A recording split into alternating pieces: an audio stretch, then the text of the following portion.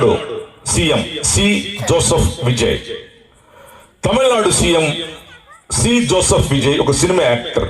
అతడు ఎండి అనే క్యాస్ట్ అని విన్నాను, మన పేపర్లో చదివాను. ఒక దళిత్ తమిళనాడు సీఎం అవటానికి ఇదే కారణం, బైబిలే కారణం. వాళ్ళ అమ్మ వాళ్ళ నాన్న తమిళనాడు సీఎం సి జోసెఫ్ విజయ్ వాళ్ళ నాన్న సాక్ష్యం చెప్పాడు మొన్న. వాళ్ళ నాన్న ఏం చెప్పాడంటే, అంటే విజయ్ వాళ్ళ నాన్న వాళ్ళ అమ్మ అంటే విజయ్కి నాన్నమ్మ మంచి believer. Vijay Tamil Nadu CM C Joseph Vijay వాళ్ళ నాయనమ్మ మంచి ప్రార్థనా పరురాలు. They are Christians. ఆమె చర్చికి వెళ్ళేది. చిన్నపిల్లడు విజయ్. వాళ్ళ నాయనమ్మ పక్కన పడుకునేవాడంట. వాళ్ళ నాయనమ్మ బైబిల్ మొత్తం చెప్పేదంట, బైబిల్లో కథలు చెప్పేదంట, బైబిల్లో వచనాలు వల్లించేవాడంట సి జోసెఫ్ విజయ్ తమిళనాడు సీఎం. ఆమె ప్రార్థన చేసిందంట, దేవా నా మనవడిని దీవించయ్యా, నా మనవడు 10 మందికి ఉపయోగపడేట్టు చేయను ఆయన అని ఆనాడే ప్రార్థన చేసినట్టుంది.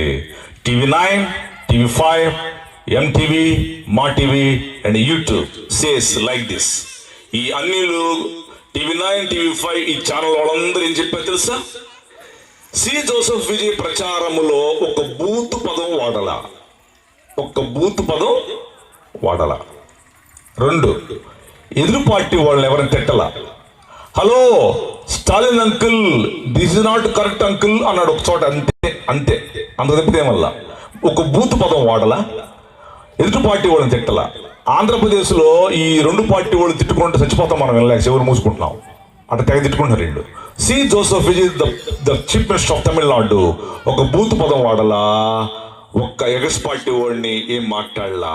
వాళ్ళ నాయనమ్మ నేర్పింది, పక్కలో పడుకు పెట్టుకొని ప్రార్థనా పర్రాలు నేర్పింది. ప్రమాణ స్వీకారం చేసిన వెంటనే తమిళనాడు శాసనసభ స్పీకర్గా ఎవరికి ఇచ్చాడు తెలుసా?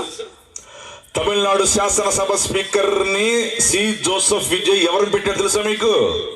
తమిళనాడు శాసనసభ స్పీకర్ జాన్ క్రిస్టియన్ ప్రభాకరన్, ఒక పాస్టర్. తమిళనాడు శాసనసభ స్పీకర్ ఒక పాస్టర్ అండి. ఇప్పుడు తెలుసా మీకు? తెలీదా? అది అడగొట్టారండి సపోర్ట్లు. వదిలేమ్మా, మీ కొట్టమా మీద తొందాలమ్మా. తమిళనాడు శాసనసభ స్పీకర్ జాన్ క్రిస్టియన్ ప్రభాకర్ 1980 నుంచి బస్సుల్లో, ట్రైన్లో, మెరీనా బీచ్లో, రోడ్ల మీద కరపత్తాలు పంచి సేవ చేసేవాడు. హలో, వింటున్నారా? వింటలేదు మీరు?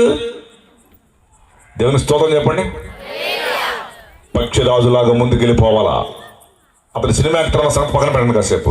వాళ్ళ నాయనమ్మ చేసిన ప్రార్థన